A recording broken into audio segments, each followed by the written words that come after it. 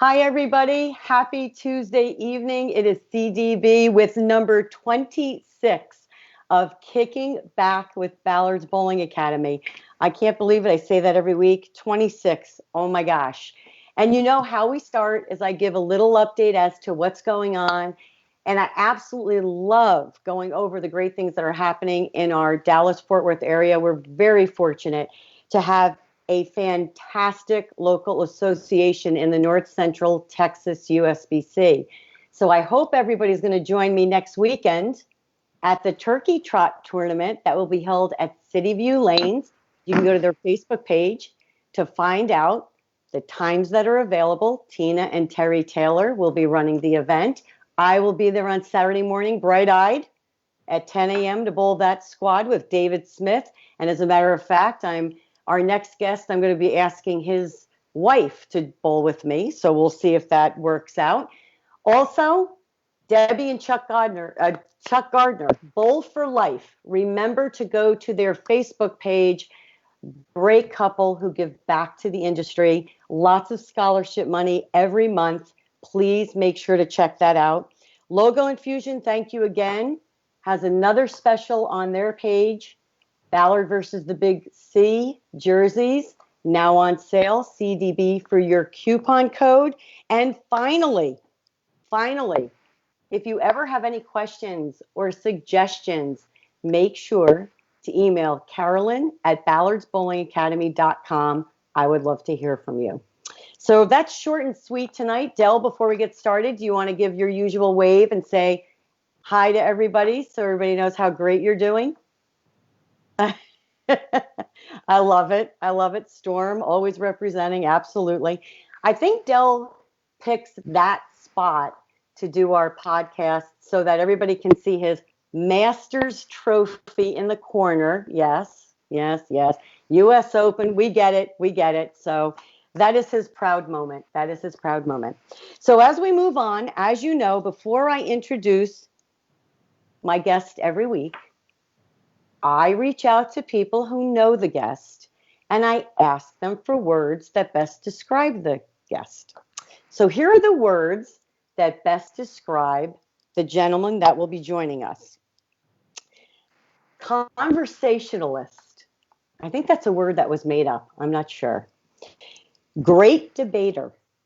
Passionate, dedicated, headstrong, determined, incredible competitor, brother, son, husband, but the best one is dad. So joining me tonight is Mr. Chad Murphy. Hi, Chad. Hey, how are you, C? Thanks for having me. I'm doing great. How about yourself?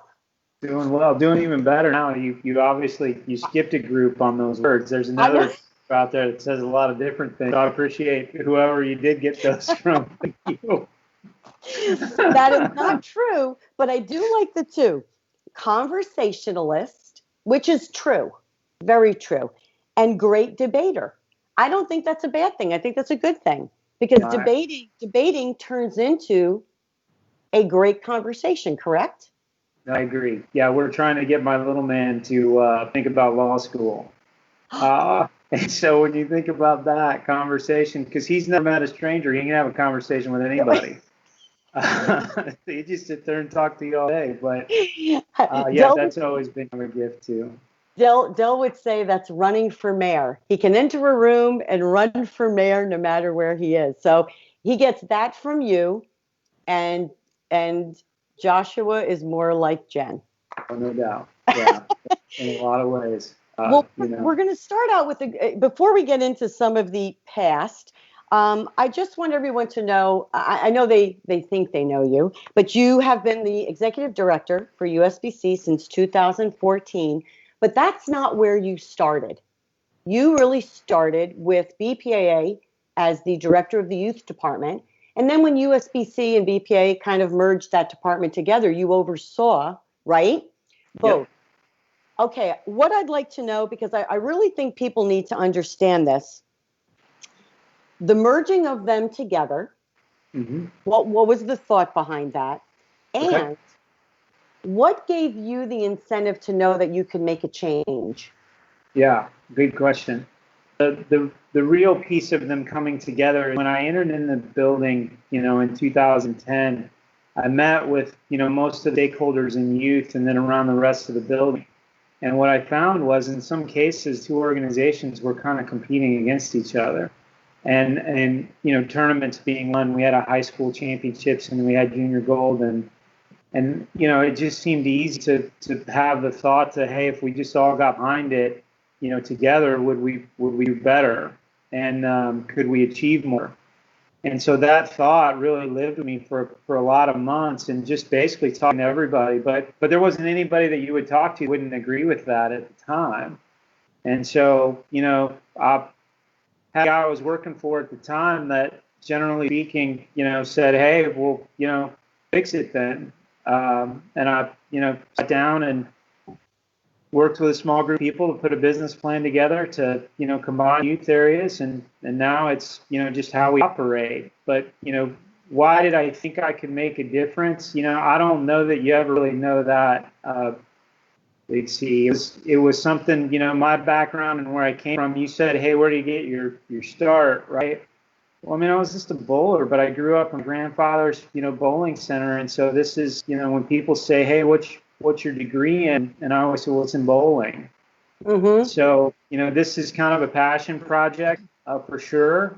But that piece of it at the time was really kind of unique because we were at a crossroads. The campus had just come together, and the campus was really built on the idea that if we did things, more holistically, doing things together, and I wasn't even a part of that. That was prior to me. But boy, did I buy in, and I just kind of dove in, if you will, from Dell, making that little picture up there. It just makes a lot of sense. But, from there, it just kind of kept going downhill. That's, it's amazing because we have said this numerous times, I think, in one way or another, or in a conversation. It doesn't matter who you're really speaking about.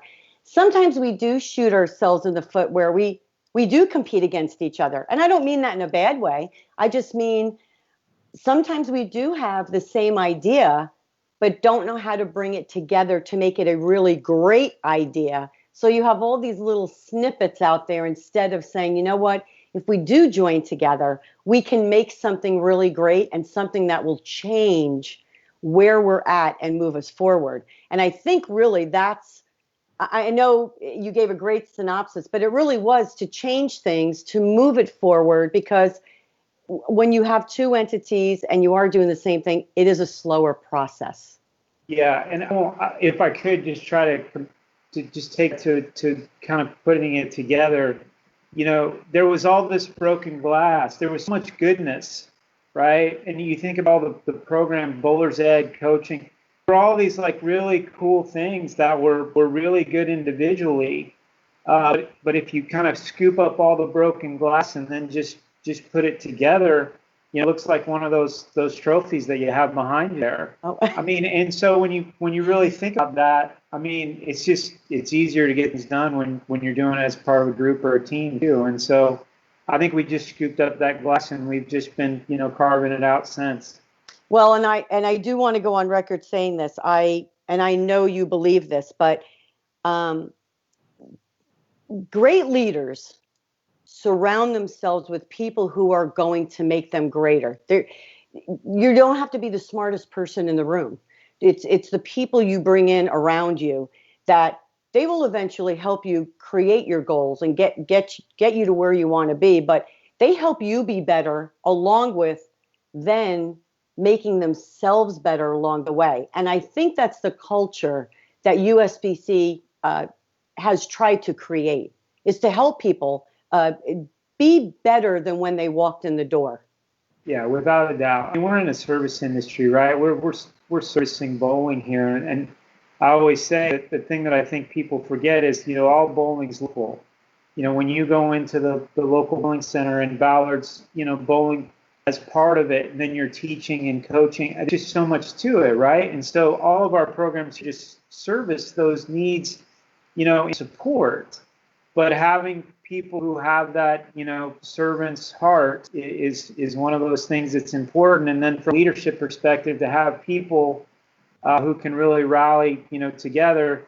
Somebody's good at something and somebody else is good at something else, and somebody, we kind of operate here. Hey, let's put our best 5 folks in a room on a given topic and listen to everybody.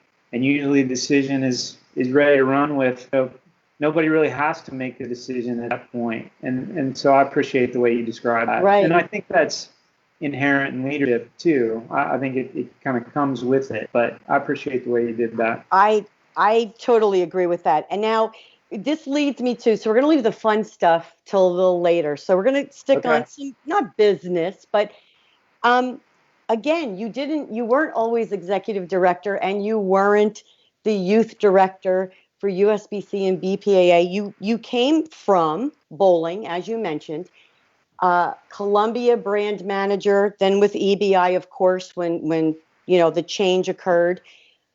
You did marketing, you did sales, you were a ball rep, you did a little R&D.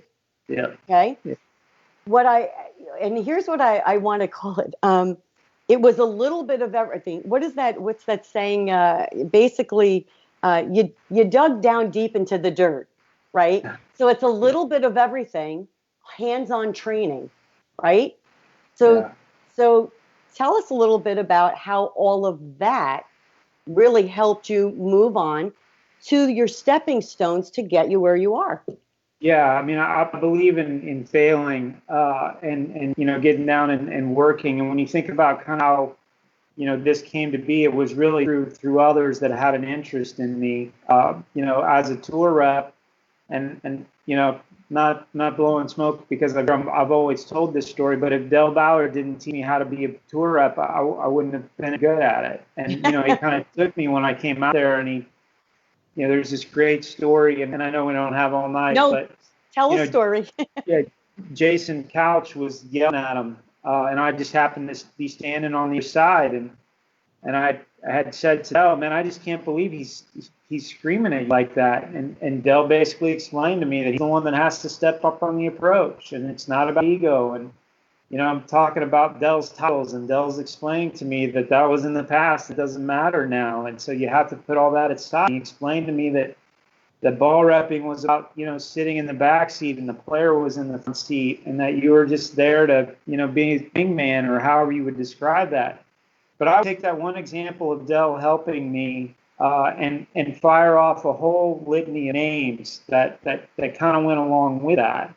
And of course, it started in the local community, but then also at Columbia, and then moving to Ebonite, there was a new group there. And then when I came here, there were a lot of great people here that were willing to help.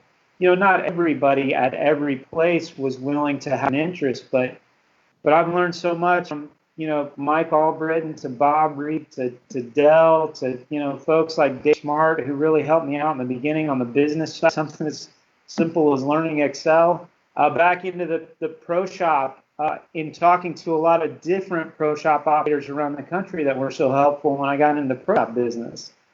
And then on the R&D side, and you guys will like this one, but I remember as a bowler learning so much from Brian Purcell, because he was laying out balls for me, and I was just, willing to listen and pick it up, and then, ended up in a manufacturing facility with people like Danny Franza and Ralph Fernandez and Nick Burgett and then Andy Tyloff. So again, I just kept picking it up, but it was because people were interested enough in me wanting to have a conversation and ask questions and possibly debate about the merits of a given thing. But some folks didn't learn from me. They were interested in helping me and teaching me, and so that's kind of how it came to be. But with each step of the way, I'd known Dell for I don't know how many years at that point in time, but for him to help me like that, it was huge. And you just take kind of each one of those steps, and it just kept progressing, and it still happens today. I mean, I don't think there's a day that goes by here, especially in the last 7 months with COVID, that we just learned something new. That's a great explanation, perfect segue. Because now I'm going to lead into something that I'm not sure you'll have an answer for. Okay. But I think it's going to be a great conversation. And I think it's a conversation that will go way beyond this podcast. But when you talk about mentors and people that helped you along the way and gave you, you then took little bits and now you're doing that as you move forward. I want to mention a name, Connie Smoot, who you have mentioned before. Yeah. I loved Connie Smoot. God bless her. I didn't mean it in past tense, but Connie was just a kind lady. She would come out onto the tour for the women. She was the vice president, I believe, of sales, if I'm not mistaken, correct? She was the vice president, international sales. So I have a question for you. We have a Connie Smoot, which was back in the probably 80s and 90s. We have Lori Mraz, who's the president of Turbo, and we have Barbara Christman, who owns Storm. And off the top of my head, I can't think of any other leaders besides Kathy DeSocio, who was the president of BPAA, and other people who were president of BPAA. What do you think in bowling holds back some women who may be qualified for certain positions but can't get their foot forward? Yeah, it's a tough question to really put your finger on, but I would try to keep it simple in that, you think about these levels within our sport, and so much of it's on the manufacturing industry side. So when you really think about how it comes to be, and it's tough. We made a commitment really 4 years ago to really be thinking and recruiting more women into our organization in total, but also from within our sport. And it's been a rough get. It's been a rough road. I mean, even some of the folks that we've and hopefully there's a few of them watching this where we reached out. They didn't even know that we had identified them as wanting to be here. But it's tough because the path to leadership is long, right? You have to come in at a level. So many tour reps are in. Steve Klumpkin, if you think about Steve and I became ball reps at the same time, and now he's doing marketing at Storm. You just think about the entry level, and a lot of it does go through the manufacturer or the distributor world, which is the pro shop world, right? And so you think about consumer goods, and the hardest piece is that early path to then getting all of the way there. But we set out a few years ago, we identified folks that were coming out of college. Then, we started engaging in a conversation. But in a lot of cases, they want different things too, right? And so it's really the coming together of a very long career within a given sport, but then also the path early on that in some cases stunts that growth. And there are people in my past, Connie being one of them, right? And Connie's story should be told and celebrated in business schools all over the country. She started out as Mr. Herman's executive secretary. Yes. I mean, you think about that, and then she ended up being vice president of international sales. At the time, she was going into Asia where women really weren't accepted as leaders. And I'll never forget my first day at Columbia. I mean, literally, it was my first day. I was interviewing with all of these people, and I get to Connie at the end of the day, and every other room I went into was male, right? And every room I went into, there was somebody sitting behind the desk, and I was sitting in the chair, and there was a conversation. I started sitting in front of Connie, and she said, "Hey, don't bother sitting down. We're going to take a walk." And she walked me through the plant, and she introduced me to everyone that worked in that company, from somebody that was painting on the line, right, to the head of manufacturing. I mean, literally everybody, to Andrew Salinas, who was running the warehouse. That was such a gift that she gave me in personalizing, my experience with her. But it came from her being a part of that company for 30 years. Right. And so it's really the journey that I think we haven't found a solution to. Somebody gets to a certain step and maybe there's frustration, I'm not sure, but they don't get to that next step. And so we've got to invest in more folks in bowling, especially the ones coming out of the collegiate space that have the opportunity to. We've made 3 very aggressive pitches in the last few years that honestly we failed at getting them to come here. but we have to keep working on it. Right. We have to keep, trying to figure out a way because we need that voice. I mean, PWA is such a, win for everybody, while at the same time, if it doesn't translate into the business side as well, there's only so far we can go. So I Right. appreciate the question. It's a tough one, but it's Sure. I think it's a journey in a real, male dominated sport, which several others are as well. Right. And I totally agree with you that you're looking at a sport, and most of the time, even growing up, you're a little younger than I am, but it's male dominated. So it tends to get lost in the shuffle. You didn't have very many women that were pro shop operators or wanted to get involved, and it was the old analogy that most of the women stayed home with the families while men went to work. But I think it's a perfect time to start a mentoring program out there. And I would not only say that for USBC, I would say that for the entire industry at all different levels, to take somebody in and kind of just teach them the ropes a little bit, or kind of like you said, dig deep, get your hands dirty. This is what we do. And here's the thing. A lot of these younger girls coming out of college may find something they really like and didn't think they would like it once they get into it or dive deeper. So it's great. Can I spend just one more minute on it? Oh, now if I were to say no, would you stop? Yeah, no, so No, we kicked off a go program. right ahead. Yeah, we kicked off a program 18 months ago, which is basically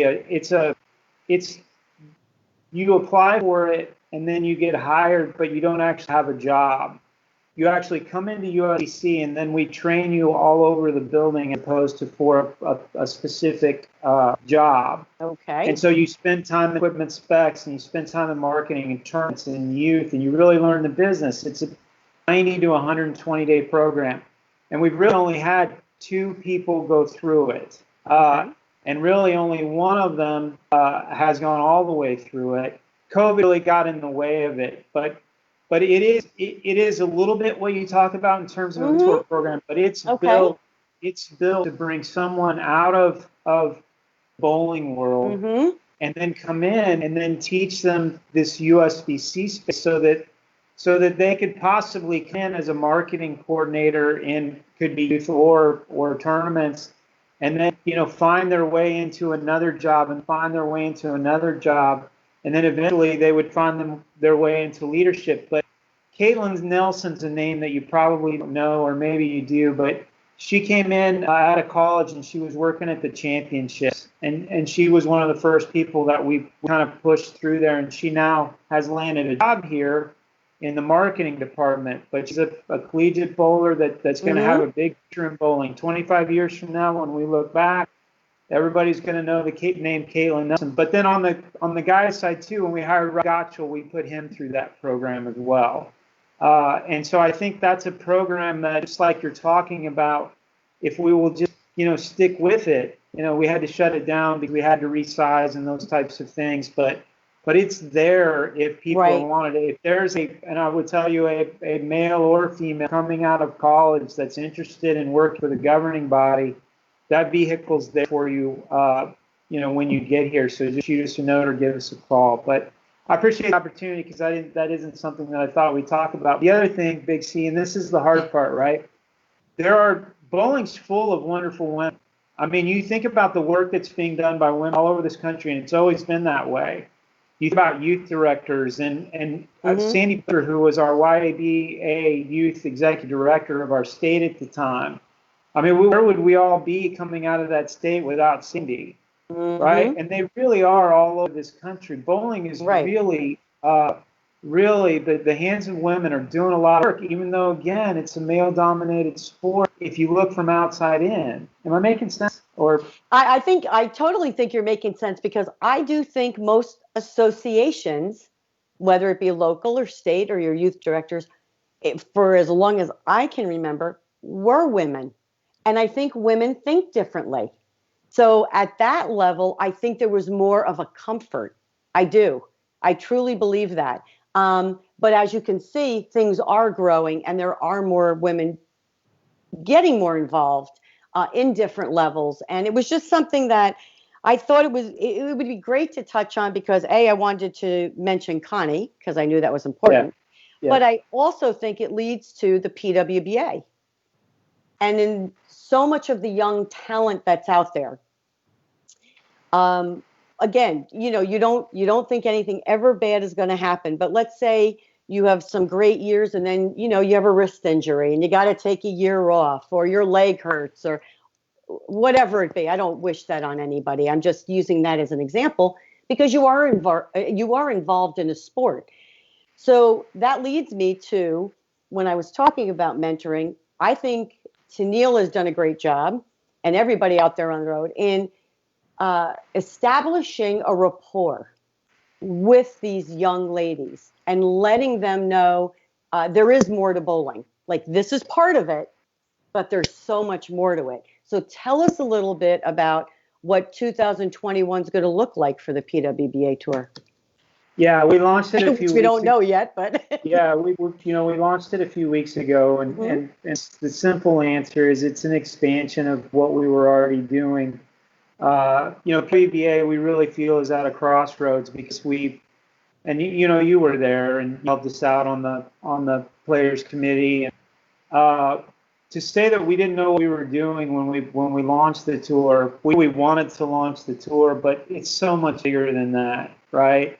And so that first 2 years we were just trying to run tournaments and crown champions, and then TV came into it, and then you start. And so this year, we really feel like it's at a crossroads because of what happened with COVID, and so we've expanded the tour from 14 to 20 events, which will give the ladies more of an opportunity to bowl a few more tournaments.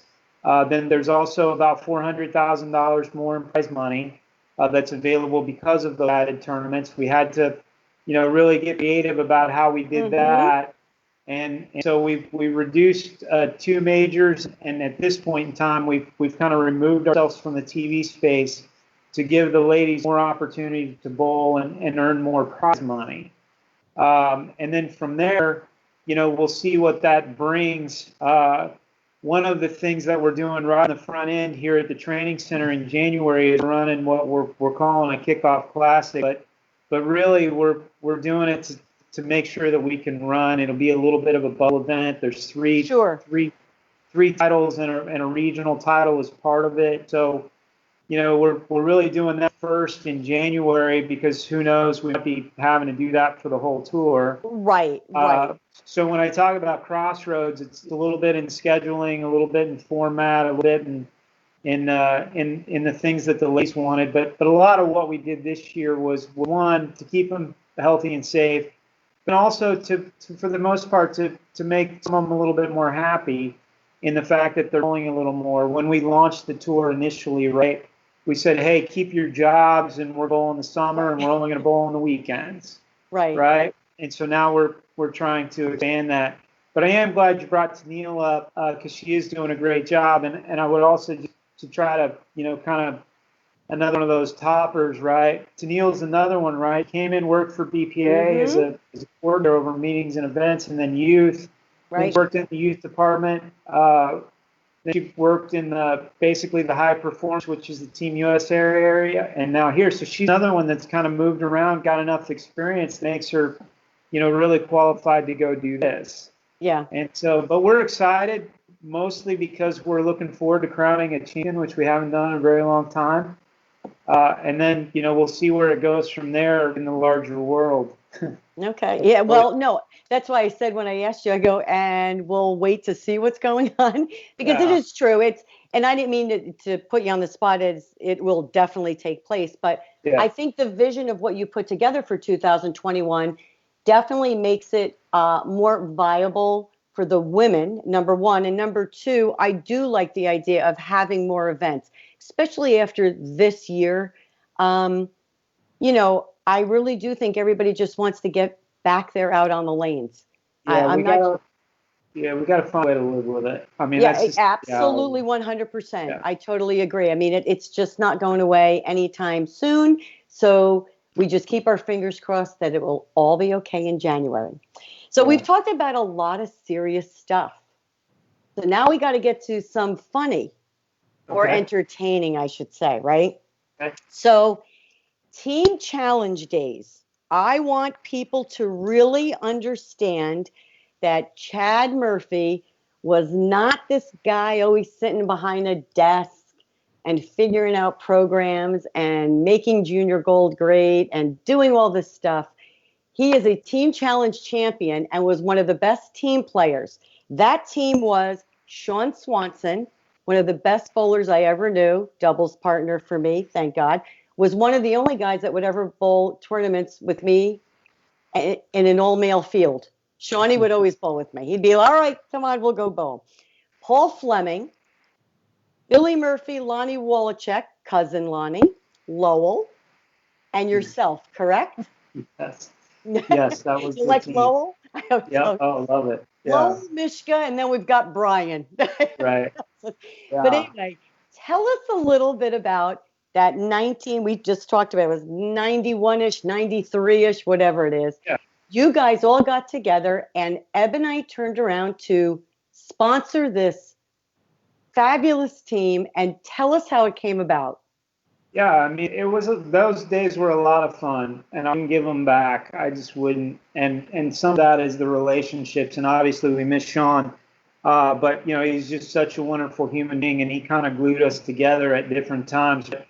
That team was originally Sean and Paul and Chris Barnes, Steve Plimpkin, and I, and I was really part of a couple different teams that Chris and Steve Plimpkin had put together. I told this story recently that Chris asked me to bowl a challenge with it was Danny Broadway, Joe Vito, Chris Barnes, and Steve Plimpkin. And when he asked me to bowl, right, and when he asked me to bowl, my first question was, hey, how many people couldn't go? I mean, how'd you get down to me with that team?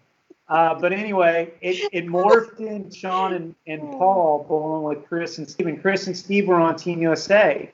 And so when we won the one in Dallas and qualified the Nationals, they couldn't bowl with us. And so, but it was sponsored by Ebonite. And so, I called, I think Bill Supper at the time, I'm sure it might have been BP. But there's a conversation, and I just said, hey, I'd really just like to Adley and Billy and Paul and Sean loved it because we were all kind of traveling around bowling tournaments at the time. And it just turned into something really, really, really special. And if you think about those five guys and why we were successful, it can work if you really want to think about it. Right? Because, Paul is the national amateur champion, and he was actually the Team USA guy. And he was, just this great bowler. And you look at him from the back of the approach to the foul line, and you're just like, God, how do you not win every week? Right. I mean, he was just so beautiful. And then, Sean, who he never played the wrong part of the lane, I don't think. I mean, he was just the guy that just was always playing the right part of the lane, and he didn't. He always got it done. Yeah, he wasn't scared to get it off his hand. And then Billy, he never missed a spare. I mean, you wash out 2, 4, 10, 4, 9, 3, 10. He just picked up everything. And so he was picking up pins. And then there was Lonnie, who, ended up going on and being a great, PA player. And he just, at times was playing a part of the lane nobody else could play and was just exceptional. And I just kind of made my way through the middle of it. But it was a lot of fun. There's just so many things that happened in those tournaments, and the lanes were so hard. I mean, they were just so hard. I know. And you think about, Billy and Paul, they just never missed a spare. And there was different times, but it was a lot of fun. We traveled around, we met people, like yourselves and others. It was just this bowling industry is just so wonderful when you think about all the relationships. And those team challenges, high rollers, for a lot of people, they turned into the PBA. It didn't turn into that for me, but at the same time, it was just a lot of fun to be a part of. Absolutely, 100%. I'm laughing so hard that I'm actually crying a little bit because that was funny because I remember those the high rollers, you name it. Now, you did mention though earlier that there is one thing that stings that your wife has probably and you do not, which is the silver medal from Team USA instead of the gold. So why does that hurt so bad? Well, it doesn't hurt. It's one of those funny things that you do. Jen built this nice shadow box up in front of the house. I have one silver medal from USA, and that hurt because, really wanted to win the gold. And we had a really fun team then too. That was interesting for a lot of people. But John Gaines and Tony Mantle were on that team, and Sean Evans and Carl Feitz. It was just a good team. It was a lot of fun. It was a very good team. A very good team. We have this shadow box in the front of the house, and so we'll have people in that they don't know bowling, and so I'll take them over there. They'll see it and they'll ask, "What's this?" And I said, "Well, this is those medals that Jen and I won bowling." And I think there's 12 boxes in there. And I've got one, and so they'll ask, and they've got both of our Team USA nameplates on there, and so, but it's really her box. I just live in it with one spot. You live in it. You just live in that box. It's correct. But a lot of people, she was a much more successful bowler than I was, and really still is. But at the same time, they're just fun times. Absolutely. And there's a couple other things I really do want to touch on, but just mentioning, since you mentioned Jen now, so your wonderful wife, Jen Murphy, who bowls with me on Thursdays, just love her to death. We have so much to talk about when we meet on Thursdays. But so you talked a little bit about her, and yes, she is a fabulous bowler in her own right. But you also, Joshua and Noah, your two sons. So just quickly tell everybody, what is Joshua interested in right now? And I know he's into engineering, but is he looking at a college? And Noah is going to take after Dad, I think, right? Yeah, well, with hopefully better. But Josh is 17. He's a senior. He will hit a college campus as a 17-year-old, so he's pretty young, in that space. But he's in a STEM academy at Northwest, and so engineering, you can go in a lot of different directions, but he's applied to several schools, but one of them is the aeronautical engineering program at Wichita State, was a top 10 school in the country for that, which is pretty cool. He's gotten in, but he's also a decent little baseball player, so he's trying to figure out whether he's going to keep playing baseball or whether he's going to get on with his life. And so I'm interested to see how that plays out. We actually went a couple weekends ago. Uncle Billy, we stayed with Uncle Billy for a night, and he went and did a whatever they call the tryout at University. And so Billy and I stood and watched Josh go through the drills. It's fun, bounce back and forth. And then Noah is 13. He's an 8th grader. He's currently playing basketball at Tidwell Middle School. He's decent little baseball player too. They're both healthy and smart, and we're just doing everything we can to make sure that they're good members of society afterward. I think that was really going to be and is pretty easy with Josh. It's going to be a little more work with my little man. He's a little more strong-willed. He's got a little more a say in everything. And that's the way it's supposed to be. But before we go on to the final subject, and congratulations to my friend Jen Murphy, who was just elected to the Northwest school. Well, I call it school board still, but they call it trustee here, correct? Yeah. So go, Jen. Love it. I wish I called all my friends in that district, and I'm like, you need to vote for my friend Jen Murphy. Go on her page. So that was fabulous. We're very excited about that. That was a fun thing to watch how all of that came to be. The election is normally in May, and so it's a small number of votes, and then she got. But thanks to people like you and everybody out there rallied behind her, it was fun to watch. Really proud of her. Fantastic. It was fantastic. There's two more things, just quickly. All right. We've known each other since 91. We figured that out. Way too long. Holy Toledo. Okay, so Chad, you and I actually have something in common that we know Dell absolutely can't stand. Right? Do you know what that is? Do not. You do not? I'm not sure. You and your brother Billy and I have something in common that we absolutely love that Dell does not. I'm going to give you one more hint. Okay, what is it? My name is usually mentioned in... Oh, Neil Diamond. Yeah, Neil Diamond. Yeah, How did sweet you not? Caroline. How did you not think of that? Dell is giving the thumbs Yeah, down. So one of your favorite singers, right? yep, I yep. love it. Your I've seen brother him 7 Billy, times in concert. Yeah. Can I Blue. tell, Del, can I tell the story? Do we have time? Yes, we do. We have time. You're running over our 40 minutes. Go right ahead. No, Yeah, we have time. sorry. Go right ahead. No, you're So fine. there was a regional in Pueblo, Colorado, that Billy and Lonnie and I, I wasn't, I think Lonnie was a member, and Dell, of course, was a member, and Ben and I were bowling as guests. And Jimmy Davis was another friend of ours at the time.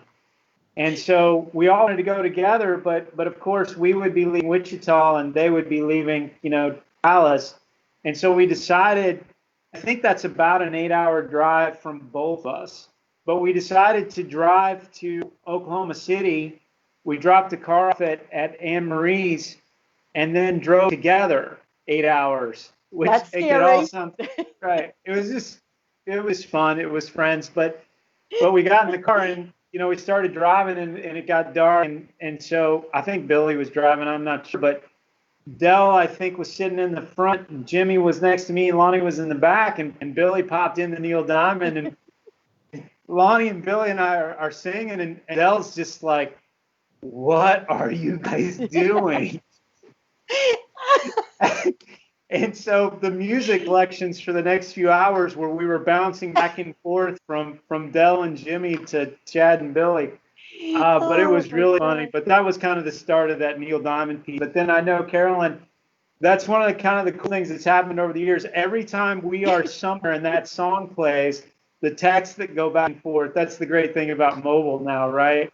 You end up Yes. videotaping it Oh, and they send it to the other one. And we've got yes. those from so many different places. Oh But my yeah, God. Yes. Laughing hysterically. And yes, I would have loved to have been a fly on the wall as you were going from Megadeth and Metallica yeah, to, you know, Sweet Caroline. So yeah. that is awesome. I absolutely love that.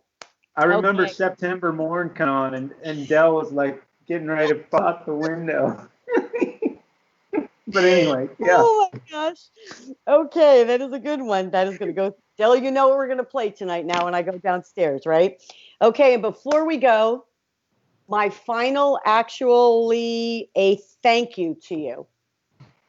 Because I don't think many people know that in 2010, when Dell was diagnosed with tonsil cancer, uh, Dell reached out to a certain a group of people just to let them know what was going on. And, you're always top of the list. But this was our chance to just remind you and to say it again. Thank you, because Chad Murphy was at that meeting that time in 2010 when we decided to create Ballard versus the Big C, which I never thought would happen. And you wrote the business plan, and it grew to be something great. And almost $400,000 in, we have definitely changed some lives, people we may never meet, and I think we've actually encouraged other people to step up to the plate and help those in need. So, from the bottom of our hearts, because he can't really talk, I want to thank you. Yeah, well, I appreciate it, but really the credit really goes back to you guys. I mean, who knew that something so positive could come from, something so concerning? Yep. And I love you guys for it, and I'm proud of you. And, even just standing there, last year at the event and just, thinking about how it all came to be and not the business planning, just the sickness and what you guys have been through and just everything. And it's hard not to stand there and cry. It really is when you think about it because you just kind of stand in the middle of it. You guys have been just so much, but willing to take the time to help others. And so I'm just really, really proud of you and thanks for friendship. And I know, Dell's doing everything he can to stay away from COVID. And if he's out of the house again, I may have to come tackle him. But I appreciate it, Yeah. Colonel. But really, the two of you and Yeah. Alyssa is part of that too. It's pretty It's amazing. it's our amazing team, and thank you. And yes, you and Rob Gotchel. As soon as because he keeps texting, and I said, As soon as everything is good, you still got to come over and wear a mask. But he said, not a problem. So I definitely will keep everybody posted. That's for sure. Chad, I can't thank you enough for joining us tonight. I think, see, this is the great thing about what we try to do with these podcasts is that everybody has a story. Everybody thinks they know the person's story, but we really don't. So I want everybody to walk away tonight knowing just a little bit more and a little bit more in depth of really what makes someone tick, so that the next time we're all thinking of saying or doing something, we may take just a extra second and be a little smarter. What do you think? Stephanie Rule, right, Del? That's what Stephanie Rule says. Let's get smarter. And I love it. Chad, thank you. Thank you for being our friend. We love you guys, and your families rock solid. And we look forward to hopefully seeing you soon. Thanks for having me. You bet. Take care.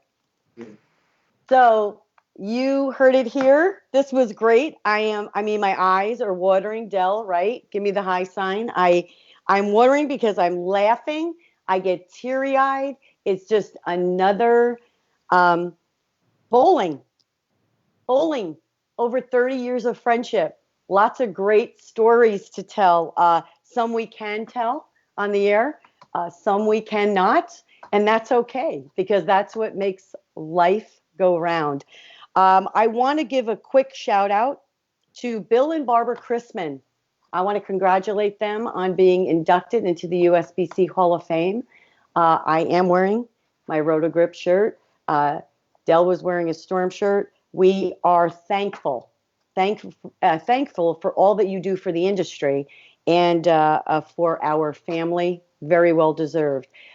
Thank you for joining us again this Tuesday night. We love spending this time with you, and we hope you enjoy it as much as we do. And I look forward to seeing all of you next Tuesday. Have a great week.